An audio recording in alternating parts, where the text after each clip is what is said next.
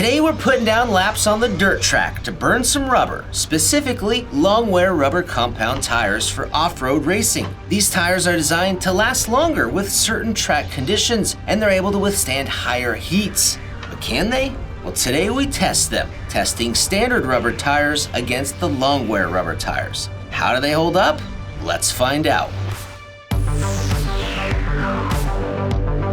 Now, for anybody out there not familiar with long-wear tires, they're just normal-looking rubber tires that happen to be made out of a special rubber compound that's supposed to hold up better and be more resistant to heat, while also still providing adequate traction on the surface. Long-wear compounds aren't for all applications though. They're meant to be used in really harsh conditions, like when it's really hot out and the track is dry and abrasive. These conditions are really hard on the lifespan of a tire, and also the tire's ability to hold its shape and form. Because if the tire becomes too heat washed and soft, it'll just basically fold over on itself, hindering your performance and making the car feel squirmy on the track. So with long wear tires, they should hold their shape a bit better and have better wear characteristics when used in those harsh environments. If we look at a few tire charts, this J Concepts one shows that we have long wear compounds as well as these aquas for dry groove applications. Now the aqua compound is actually going to be taking place of the long wear for some of the tread designs.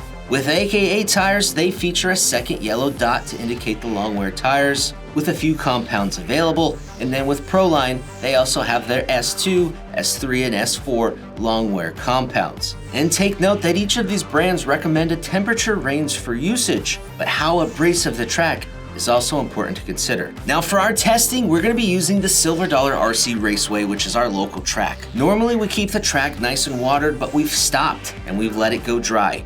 In this state, the surface is hard, it's hard packed, it's cracked, and it's dried up with mostly a clean, high traction racing line with some fluff on the edges. Now if you stay in this line though, the surface will eat your tires for breakfast. You'll have lots of traction though. To test the tires, the car we're going to use is the Mugen MBX-8 Eco 8-scale electric buggy, and it belongs to our AMain Hobbies CEO Kendall Bennett. Kendall has put in a Tekin 1900 kV Gen 3 Tekin motor, a Reedy ESC, and will be powering this buggy with a ProTech 6500 mAh 4-cell LiPo battery. Typically, e-buggies have a lot more bottom-end torque over nitro buggies, and with that bottom-end torque, we should be able to accelerate the wear on these tires faster than if we were using a nitro buggy. So that's why we're using an e-buggy. Now for our first test, we have J Concepts 1/8 scale buggy blockers. These tires are in a standard blue compound. And then we have a second set in the Aqua 2 compound, which is the long wear for this tread design. These tires do need to be glued and mounted, and we paired them with the J Concepts 83mm bullet wheels. And if you're curious how we glued them, we popped 2 vent holes in the rubber, cleaned off the mold release, added glue, cleaned the excess, and added tire bands. Now here's something interesting. Both sets of tires are using the same inserts, the same wheels, the same glue, same amount of glue, everything. Yet the long wear tires are almost, on average, 2 grams lighter than the blue compound. Okay, let's go to the track. Now up first, we drive the blue compound blocker tires with the goal of going for 10 minutes. The outside temperature is 100 degrees Fahrenheit, the track surface temp is 138, and our tires are about 98 degrees before we started driving, and we'll temp them again after. Unfortunately, we were only able to drive for about 8 minutes 47 seconds before the vehicle went into a thermal shutdown. So we just pulled it in and temped the tires, and they were about 132 degrees. And they featured a significant amount of wear on the front tires and the backs, but the fronts were worse, with entire lugs missing in some sections. Now after letting the car cool down in this super cool car cool down pit spot, we put on the long wear compound blockers and tried again. It's now 1 degree hotter outside at 101, but our tires temp at only 91 degrees before driving.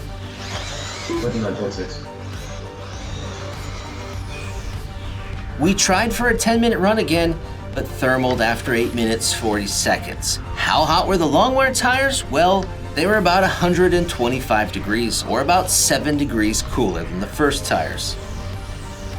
Now the long wear tires are pretty worn, with the fronts worse than the rear, but they're not as bad as the blue compound tires, which means these would definitely last longer. And they were maybe just a little easier to drive on this particular track surface. Now here's the long wear aqua tire on the left and the blue compound on the right, and both of these are the front right tire, which experienced the most wear.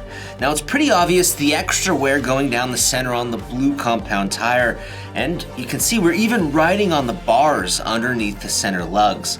On the aqua tire, you can kind of make out that there are bars under the knobbies, but we're still actually rolling on the knobbies. The outside lugs on the blue tire too, here on the inside, are quite a bit more worn than on the aqua tire, even though both tires have nearly the same amount of drive time. Okay, was one of the tires faster than the other? Well, as it turns out, yes. With Live RC, we can view our practice lap times, and the blue compound was first with an 83.7% consistency, but that last lap really needs to be removed. The fastest legitimate lap here, without cutting the track or jumping over a pipe, was this 28.6 second, and then there's also a 28.7. With the Aqua Longwear tires, our consistency bumps up to 89%. There are a few bobbles in this run as expected, but the greatest thing is our fastest legitimate lap was a 27.6, a whole second faster than the blue compound. And here's what that hero lap looks like. Looking like left.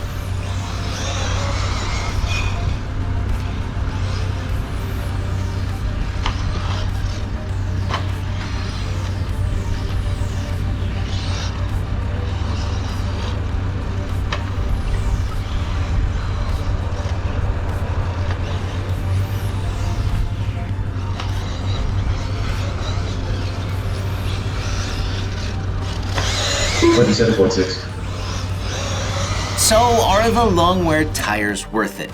I'd say yes, definitely, as long as they're used in the right applications. For the conditions that we experienced, the Longwears ended up being easier to drive, they were faster on the track, they stayed cooler, and they didn't wear as much.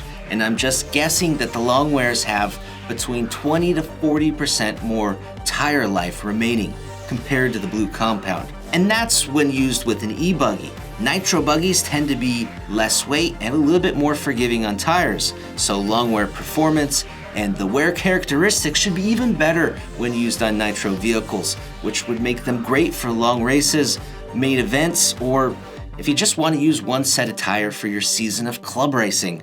Longwears would be great. Guys, you can check out Longwear tires with our links down below, and for more RC, check out these videos.